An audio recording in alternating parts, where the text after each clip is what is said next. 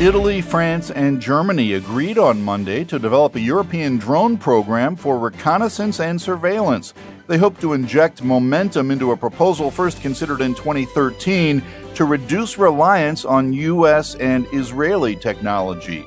In a joint signing ceremony, the defense ministers of the three countries pledged a 2-year study to lay the basis for a European drone to be operating by 2025. They said Spain and Poland have expressed interest in joining the plan. The EU's aim is to develop a medium-altitude, long-endurance drone, a category that can fly at an altitude of up to 9,000 meters for 24 hours.